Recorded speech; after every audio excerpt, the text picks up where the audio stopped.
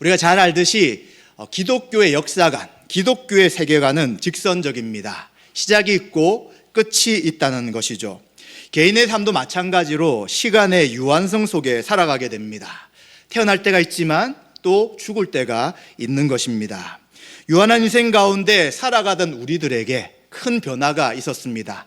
바로 어둠과 또 하나님 앞에 진노를 받는 불신앙 가운데 살고 있다가 예수 그리스도의 십자가의 은혜로 이젠 죄와 사망의 권세에서 해방되었던, 예수님을 믿었던 그 때가 있는 것이죠.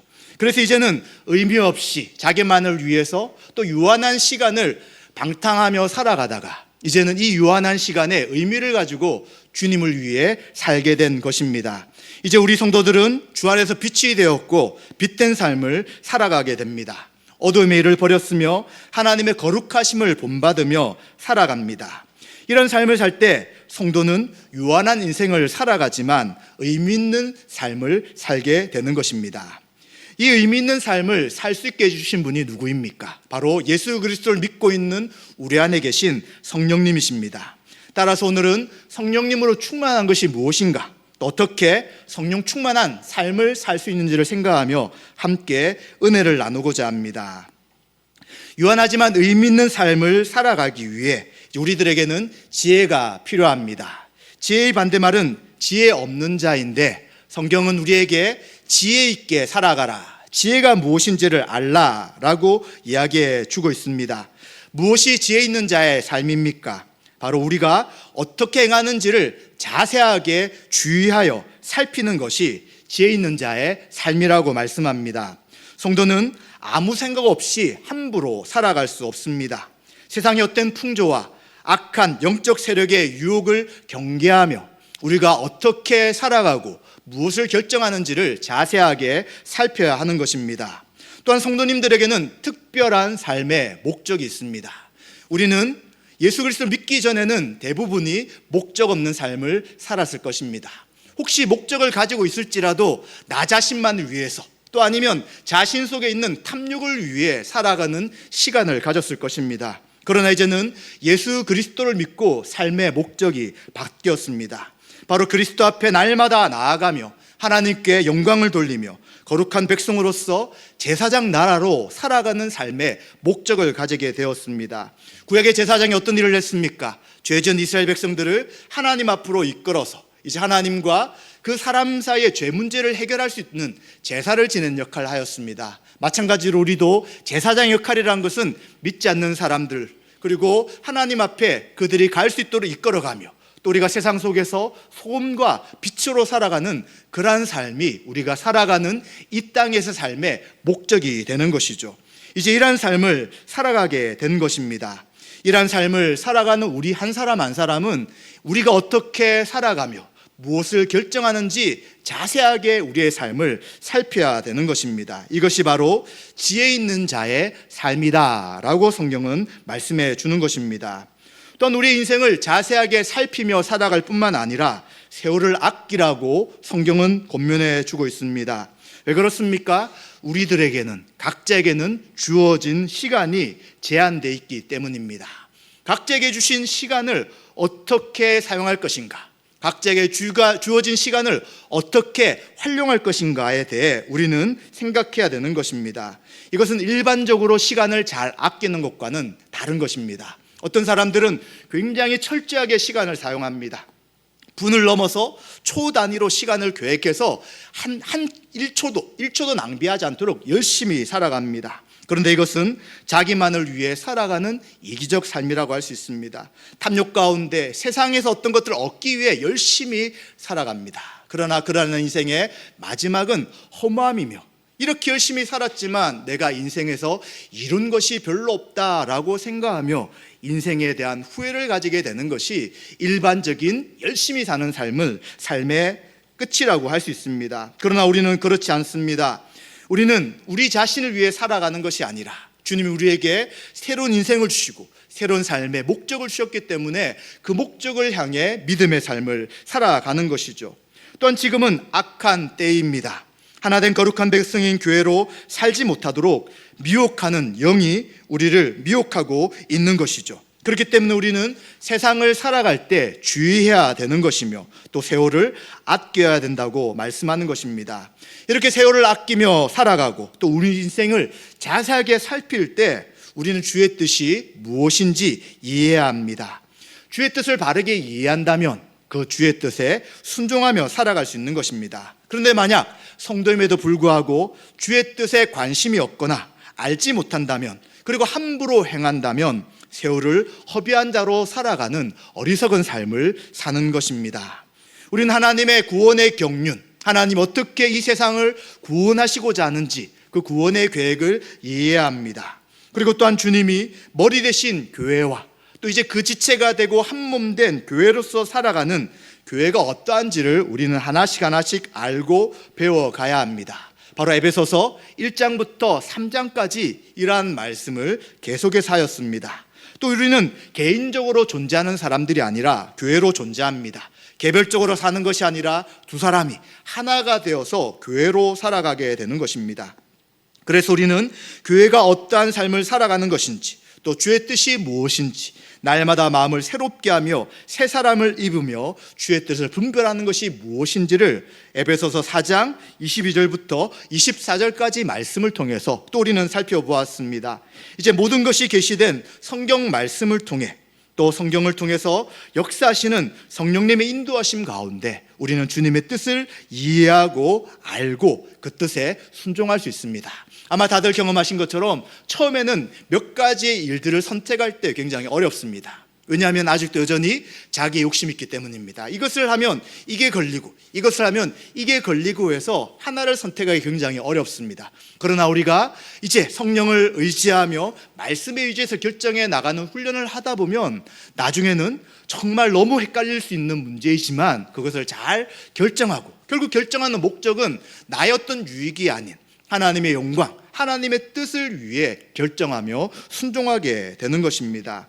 이처럼 우리는 주님의 뜻을 따라서 내가 이 세상을 허비하지 않으며 어떻게 세월을 아끼며 주님이 기뻐하신 뜻을 살아가는지 날마다 우리의 삶을 자세하게 살펴나가야 되는 것입니다. 이것이 바로 세상을 살아가는 지혜 있는 자의 삶, 이것이 바로 성도의 삶이 되는 것입니다. 그렇다면 우리가 이러한 지혜로운 삶을 살아가려고 할 때 성령님은 어떤 역할을 하실까요? 바로 성령으로 우리가 충만함을 받을 때에 세상을 살아가는 삶이 지혜로운 삶이 될 수 있는 것입니다. 성령으로 충만함을 받는다는 것은 성령의 인도하심에 전적으로 순종하는 삶을 이야기하는 것입니다. 우리는 성령 충만을 이야기할 때, 생각할 때 항상 어떤 큰 힘, 능력, 어떤 감정적 변화, 신비한 체험 이런 쪽으로 자꾸 생각할 수 있지만 성령님은 그렇게 우리 가운데 역사하지 않습니다. 왜냐하면 성령님은 거룩하신 영, 그리스도의 영이시기 때문에 예수님이 사셨던 삶을 살 수 있도록 우리 가운데 우리를 다스리시고 인도하신다는 것이죠. 그래서 성령 충만이라는 것은 주님으로 충만해서 성령의 다스림 속에 주님이 원하시는 삶을 사는 삶이 성령 충만한 삶이라고 말할 수 있는 것입니다. 그렇기 때문에 우리가 성령으로 충만하다면 세월을 아끼고 세상을 지혜롭게 살아가며 주의 뜻이 무엇인지 알며 믿음의 삶을 충분히 살아갈 수 있게 되는 것입니다. 그렇다면 성령님은 누구에게 계실까요? 어떤 자격과 조건이 있는 사람만 성령님이 계실까요? 성경은 그렇게 말씀하지 않습니다. 예수님을 나의 주, 나의 하나님으로 영접한 모든 성도님들 가운데 성령님이 함께 하신다고 말씀합니다. 성령님이 우리를 인쳐주셔서 우리의 도장이 되어주셔서 이 사람은 주님의 백성입니다 라고 해주시고요, 또 성령님이 우리 안에 내주하시되 결코 떠나지 않으시는 분이라고 말씀하고 있습니다. 구약시대의 성령님은 동일한 성령님이시지만 그 사람들이 주의 일들을 할 때 능력을 주시고 또 주의 일들을 감당하도록 하시지만 그 일이 끝나면 떠나셨습니다. 그래서 시편에서도 주의 성신을 내게서 거두어 가지 마십시오 라고 다윗이 고백합니다. 그러나 신약의 성령님은 그러지 않습니다. 예수님이 우리와 함께 하셔야 하지만 예수님은 이제 부활하시고 죽으시고 부활하시고 승천하셔야 합니다. 승천하시면 우리 함께 할 수 없죠. 그러나 주님은 너와 함께하는, 우리와 늘 함께하시는, 결코 오신 다음에 떠나지 않으시는 또 다른 보혜사, 또 다른 우리를 돕는 분을 보내시겠다고 하셨는데 그분이 바로 성령님이시죠. 그래서 성령님은 한 번 우리 가운데 임재하시면 다시는 떠나지 않으시며 우리 가운데 오셔서 주의 뜻을 따라 살게 하시고 주님의 영광을 위해 살 수 있도록 우리를 다스리시고 인도하신다는 것입니다. 그렇기 때문에 우리는 날마다 성령 충만함 가운데 믿음의 삶을 살아가야 하는 것입니다. 그런데 우리가 내가 날마다 성령 충만한가를 돌아볼 때 나 성령 충만하지 못할 때가 있는데 라는 생각을 하게 됩니다.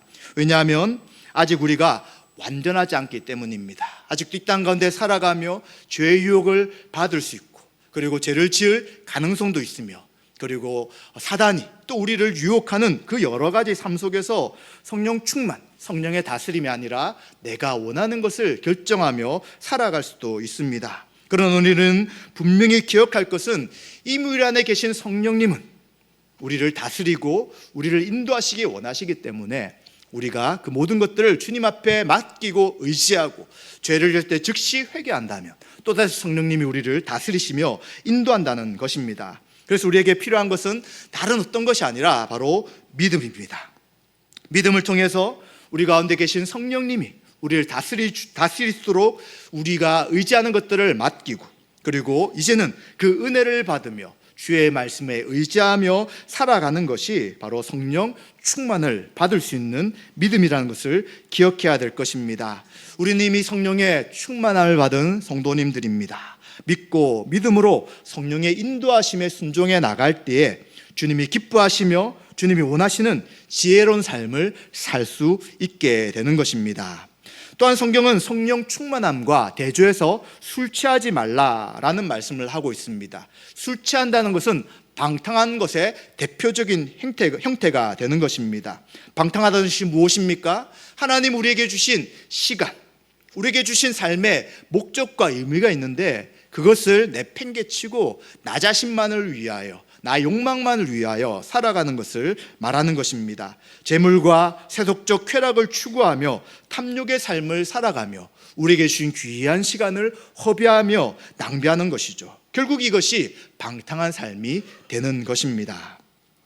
또한 술 취한다는 것은 그 술에 지배를 받는 것이죠.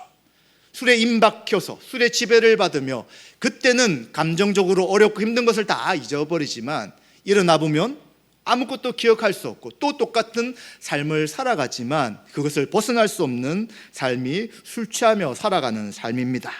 이것은 술 취할 뿐만 아니라 여러 가지 것들에 대한 방탕한 삶, 그것에 이제 지배받는 삶과 똑같은 것일 수 있는 것이죠.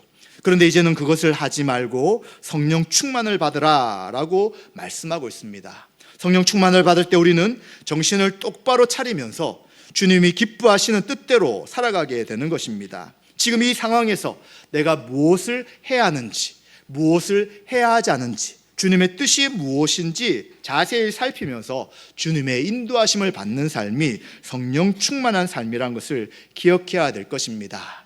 만약 성령 충만함을 삶과 상관없이 어떤 집회나 어떤 기도나 어떤 모임에서 우리의 감정적인 신비로운 체험이라만 생각한다면 이것은 삶과 분리되는 것이죠. 그러나 우리 그리스도인은 인격을 가지고 있고 몸을 가지고 있습니다. 모든 것이 몸과 연결되어 있기 때문에 몸으로서 살아가는 삶을 사는 것이 성도의 삶이 되는 것이죠. 그래서 로마서 12장 1절에도 이제 삶으로 하나님 앞에 제사를 드리라고 이야기하지 삶이 없이 그냥 살아가는 것이 믿음이 아니라고 분명하게 말씀하는 것입니다.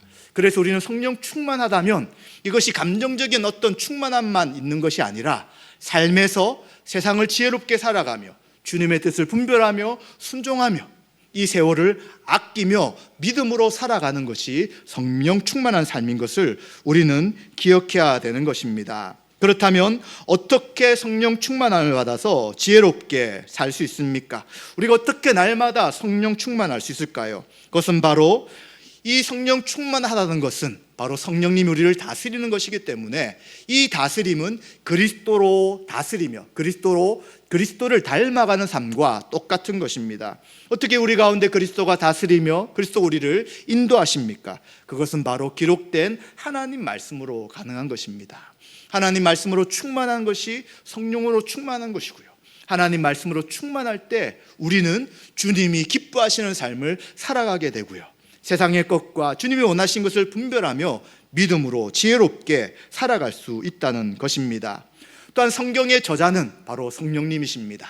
성령님은 우리의 생각과 하고자 하는 모든 일들에 대해, 또 우리의 계획에 대해 날카로운 양날의 말씀, 양날의 검인 말씀을 통해서 우리의 생각과 계획을 다 깨뜨려 보십니다.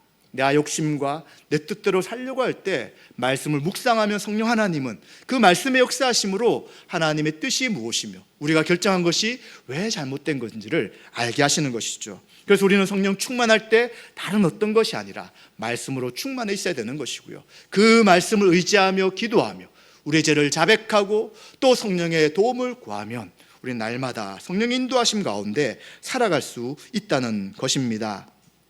성령의 인도하신 것을 또한 잘 분별하면 성령님께 순종할 수 있는 것이죠. 어떤 것을 잘 분별해야 될까요?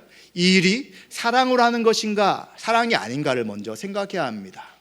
모든 하나님의 율법, 십계명도 그렇지만 하나님 사랑과 이웃 사랑으로 모든 율법은 모아집니다. 그리고 율법을 하나로 모으면 이웃 사랑이라고 말씀하셨습니다. 그래서 우리가 이게 좋을까 이게 좋을까 할 때 어떤 것이 사랑으로 결정하는 것인가를 생각해 보신다면 잘 결정할 수 있고요, 이것도 사랑, 이것도 사랑, 이것도 사랑으로 하는 것이라면 이제 고민하지 마시고 어떤 것을 선택하셔도 하나님의 뜻이 될 수 있는 것입니다. 그래서 우리는 하나님의 뜻을 분별하는 것이 어려워요 라고 생각하지 마시고 우리 안에 계신 성령님께서 말씀 가운데 분명히 주의 뜻을 인도하시기 때문에 우리는 사랑으로 행할 때 그 일이 하나님이 기뻐하신 일이며 또 성령님께서 우리를 인도하신다는 것을 기억하시면 될 것입니다.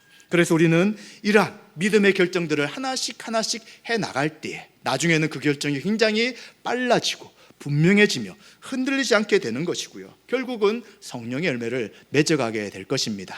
이 성령의 열매도 이 땅에서 뭔가 많은 것을 얻는다는 것이 아니라 성령의 9가지 열매, 인격적 열매, 예수님을 닮아가는 열매를 맺기 때문에 성령으로 충만한 분들은 예수님을 닮아가며 말이나 행동이나 결정들이 저분은 정말 예수님을 닮은 분이야 라는 것들을 모든 사람들이 알 정도의 그러한 예수님을 닮은 분으로 살아가게 되는 것입니다. 또한 이렇게 성령으로 충만할 때 이제 지혜로운 삶을 살아가는 삶의 열매가 무엇인지를 19절부터 21절에 말씀하고 있습니다. 19절에는 시와 찬송과 신령한 노래들로 서로 화답하며 진심으로 노래하며 찬송한다 라고 말씀합니다. 우리는 예배를 시작하기 10분 전에, 사실 이 찬양도 예배인데 이 예배가 시작될 때 찬양을 먼저 드리며 하나님 앞에 예배를 드립니다. 이 찬양, 이 가사들은 다 하나님의 이름을 높이는 것이고 또 하나님이 행하신 구원의 은혜, 신앙 고백이 곡으로 담겨 있는 것이 찬양입니다. 그래서 우리는 성령 충만할 때 당연히 기쁨으로 그 하나님의 은혜를 찬양하게 됩니다. 그래서 우리는 찬양을 들을 때부터 예배란 것을 기억하시고 내가 그냥 곡으로만 흥얼흥얼거리거나 또 내가 모른다고 해서 그냥 이 찬양 시간에 내가 참여할 시간이 아니라고 생각하지 마시고 이 찬양을 통해서 하나님 앞에 감사와 영광을 돌려야 되는 것입니다. 그리고 우리가 찬양할 때 또 가사를 통한 곡조가 올려지는 것이기 때문에 가사도 우리는 주의 깊게 생각해야 합니다. 하나님을 높이며 복음에 대한 내용과 또 예수 그리스도와 성령님이 하나님이 하신 일들이 무엇인지를 높여 나가는 것이 바로 성령 충만한 우리의 삶의 모습이 되는 것입니다. 그러면 그것만 하느냐, 찬양만 하느냐? 아니죠. 찬양과 함께 우리는 감사하게 됩니다. 언제 우리가 감사합니까? 뭔가 좋은 일이 있을 때 감사하잖아요. 자신이 원하는 것이 이루어질 때 감사하잖아요. 그러나 성령 충만할 때는 그것이 아닙니다. 우리를 구원케 하신 그 은혜가 너무 크기 때문에 그 하나님을 찬양하며 우리 삶에 일어나는 모든 것에 대해 감사하게 되고요, 이 감사는 처음에는 감정적으로 갈 수 있지만 신앙이 성숙한 분들은 감정이 따라가지 않을지라도 의지적으로 하나님 앞에 먼저 감사하는 것입니다. 어렵고 힘든 일이 있는데도 불구하고 먼저 감사하는 것이죠. 그러면 시간이 지나면 진짜 감사할 수 있도록 우리의 상황을 선하게 인도하시며 그 어려운 상황 속에서도 피할 길을 주시는 것을 우리는 알게 되는 것입니다. 그리고 이러한 찬양은 말씀의 근거에서 찬양이 계속될 때에 이 찬양이 더 하나님 앞에 영광 돌릴 수 있는 것이죠. 요즘 찬양들은 보면 이제 위로하는 찬양이 굉장히 많아요. 그렇죠. 지금 청년들도 힘들고 어른들도 힘들고 아이들도 힘들고 우리나라뿐만 아니라 전 세계 대부분의 사람들이 어려운 시대를 살아갑니다. 그래서 노래들도 자꾸 위로하는 노래, 찬양도 위로하는 노래를 하게 되지만, 그러나 감정의 위로는 끝이 없습니다. 지금 내가 마음이 힘들어요. 누가 나를 위로해 줍니다. 언제 그 위로가 끝납니까? 문제가 해결될 때 끝나는 거예요. 그런데 대부분의 문제들은 끝나지 않을 때가 참 많습니다. 잠깐 약해졌다가 또다시 일들이 생기고, 잠깐 조용해졌다가 또 문제가 생기는 일들이 반복되기 때문에, 만약 위로를 위한 찬양만 한다면 우리는 계속 우리 자신만 보게 되는 것이죠. 그런데 찬양은 그게 아닙니다. 우리에게 위로를 주는 것이 아니라 하나님이 누구신지, 하나님이 무엇을 하셨는지, 하나님 우리에게 베푸신 구원의 은혜가 무엇인지를 알고 그것을 높이는 것이 찬양이기 때문에, 그러한 찬양의 가사를 가지고 하나님 앞에 높여드린다면 우린 자연스럽게 어떠한 상황 속에서도 감사를 하게 되는 것이고, 그 감사가 나중에는 실제 삶의 변화를 통하여 믿음으로 하나님 앞에 나아갈 수 있게 되는 것입니다. 또한 성령 충만한 사람, 지혜로운 성도는 범사의 우리 주 예수 그리스도의 이름으로 항상 하나님 앞에 감사하게 될 때, 이 감사는 범사에 감사하는 것이라고 이야기합니다. 범사가 무엇입니까? 모든 일이죠. 감사할 일만 감사하는 것이 아니라 감사하지 못할 일도 감사하게 되는 것입니다. 왜 그렇습니까? 허물과 죄로 죽었던 우리가 예수 그리스도의 십자가의 은혜로 구원받았습니다. 이것이 우리 인생에서 가장 극적인 사건이고, 이것이 우리 인생에서 가장 감사한 일이기 때문에 이것보다 감사한 것이 없다는 것입니다. 그래서 인생의 어렵고 힘든 일을 신앙인도 믿음의 삶 가운데 만날지라도 우리는 믿음으로 먼저 감사하고, 하나님의 선하심을 감사하고, 하나님이 상황 속에서도 피할 길을 주실 것을 감사하며 감사로 살아가게 되는 것입니다. 또 우리 21절의 말씀처럼 지혜롭고 성령 충만한 삶을 살아갈 때 그리스도를 경외함으로 피차 복종한다라고 말씀합니다. 교회는 예수 그리스도가 머리십니다. 그래서 교회는 누구에게 복종하며 순종하냐면 예수님께 복종하며 순종하게 되는 것입니다. 또한 예수 그리스도는 구원자시지만 심판주로서 이제 주님이 다시 오셔서 우리에게 주신 이 시간을 어떻게 살았는지, 우리에게 주신 교회가 어떻게 주의 사명을 감당했는지를 다 판단하시며 선악간에 이제 심판을 행하시게 되는 것입니다. 그때 우리들은 이제 주님께서 우리에게 주신 은혜를 기억하며 또 주님께서 베푸신 것으로 인하여 찬양하며 감사하게 되는 것입니다. 또한 우리는 이러한 성령 충만한 삶을 살아갈 때 인간관계 가운데 서로 피차간에 복종한다는 것을 말씀해 주고 있습니다.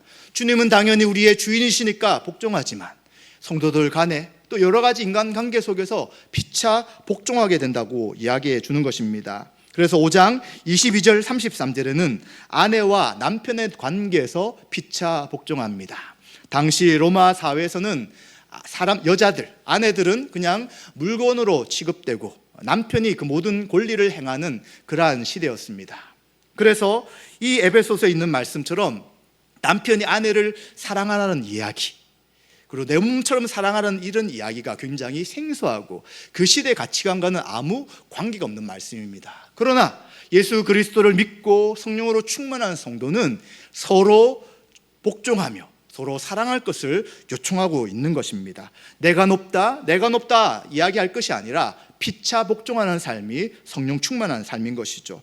또 에베소서 6장 1절부터 4절까지는 자녀와 부모의 관계 속에서 피차 복종할 것을 요구합니다. 그 당시는 자녀가 자신의 물건이기 때문에 만약 딸이 태어나거나 마음에 들지 않는 애가 태어나면 남편이 그냥 아버지가 죽여도 아무런 법적인 제재를 가할 수 없는 시대였다고 합니다. 그리고 자라면서도 자신의 물건이라 생각하니까 마음대로 아이를 대하게 되는 것이죠. 그러나 그러한 시대의 상황 속에서 이제 자녀를 주의 교훈으로 양육하고 그리고 노엽게 하지 말라라고 말씀하고 있기 때문에 이 말씀 또한 이 세상의 가치관과 그 시대의 문화와는 다른 것입니다. 그런데 어떻게 그렇게 할 수 있습니까? 성령 충만할 때, 피차 복종할 때 바로 부모와 자녀의 관계가 바르게 세워질다는 것입니다. 또 6장 5절부터 9절까지는 종과 상전의 관계에 대한 것을 이야기합니다. 당연히 그때 상전은 로마 제국에 있는 시민권자들이겠죠. 종들은 누굽니까? 전쟁에 패하거나 여러 가지 일로 종이 된 사람들입니다. 그런데 이 관계에서도 서로 피차 복종하라고 말하는 것입니다. 결코 있을 수 없는 것을 요구하는 것입니다. 그런데 그 당시 그리스도인들은 종과 상전에 관계없이 이 말씀에 순종하며 피차 복종하는 믿음의 삶, 그 안에서 한 형제 자매로 살았던 것을 우리는 잘 알고 있는 것입니다. 그래서 성령 충만할 때 바로 지혜로운 삶의 결과는 하나님을 찬송하며 감사하며 피차 복종함으로 그리스도를 섬겨 나가는 것이 지혜로운 삶이라고 말씀해 주고 있습니다. 말씀 마무리하겠습니다. 성령 충만한 성도의 삶이 무엇입니까? 지혜 있는 자와 같이 행하며 어떻게 살아갈지 우리에게 주신 유한한 인생을 자세히 살피며 주의하는 삶입니다. 지금 이 시대는 때가 악합니다. 따라서 세월을 아껴야 되는 것이죠. 그리고 주의 뜻이 무엇인지 우리 성도들은 날마다 분별해야 되는 것입니다. 주의 뜻을 분별한다면 내가 원하는 삶을 사는 것이 아니라 주님이 원하시는 삶을 살아갈 수 있는 것입니다. 또한 우리는 그리스도 안에 있기 때문에 다 성령 충만한 성도들입니다. 우리는 성령의 다스림을 받을 때 지혜 있는 자같이 행동하는 것이고요. 또 성령 충만함은 어떤 공로나 자격이 있는 사람에게 주어지는 것이 아니라 예수님을 나의 주 나의 하나님으로 믿고 있는 우리들에게, 성도들에게 부어주신 은혜이기 때문에 우리 날마다 성령의 충만함을 구해야 될 것입니다. 그리고 또한 우리는 성령으로 충만할 때 예수님이 사셨던 믿음의 삶을 살아가는 것이오니 성령 충만할 때 감사하며 찬양하며 또 서로 간의 피차 복종함을 통하여 하나님 나라의 백성으로서의 믿음의 삶을 살아가시기를 바랍니다. 이번 한 주간 또 하나님께서 우리 가운데 성령으로 충만하셔서 내가 원하는 것을 결정하며 또 방탕한 삶을 살아가는 것이 아니라 주님이 기뻐하시는 감사와 찬양과 피차 복종함을 통하여 하나님 앞에 영광 돌리시는 저와 여러분의 삶이 되시기를 주님의 이름으로 축원드립니다.